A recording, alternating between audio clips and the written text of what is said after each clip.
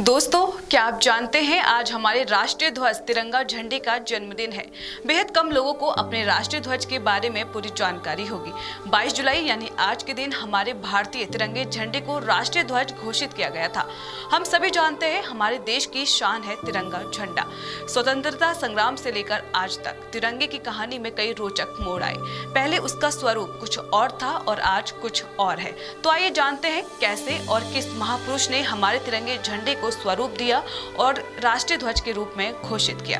तमाम संघर्षों और आंदोलन के बाद हमारा देश भारत 15 अगस्त 1947 को आजाद हुआ।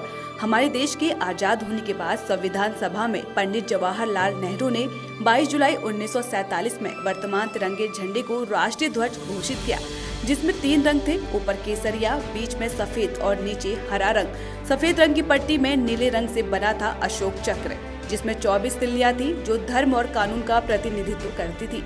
राष्ट्रीय ध्वज तिरंगे का वही स्वरूप आज भी मौजूद है।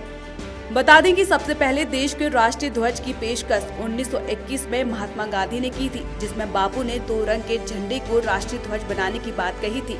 इस झंडे को मछलीपट्टनम के पिंगली वेंकैया ने बनाया था। 2 रंगों में लाल रंग हिंदू और हरा रंग मुस्लिम समुदाय का प्रतिनिधित्व करता था। बीच में गांधी जी का चरखा था, जो इस बात का प्रमाण था कि भारत का झंडा अपने देश में बने कपड़े से बना। इसके बाद स्वतंत्रता के आंदोलन के अंतर्गत खिलाफत आंदोलन में 3 रंगों के स्वराज झंडे का प्रयोग किया गया।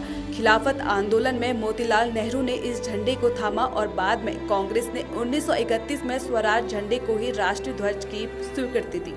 स्वराज झंडे पर आधारित तिरंगे झंडे के नियम कानून फ्लैग कोड ऑफ इंडिया द्वारा बनाए गए, जिसमें निर्धारित था कि झंडे का प्रयोग केवल स्वतंत्रता दिवस और गणतंत्र दिवस के अवसर पर ही किया जाएगा, जिसमें ऊपर केसरिया, बीच में सफेद और नीचे हरा रंग था।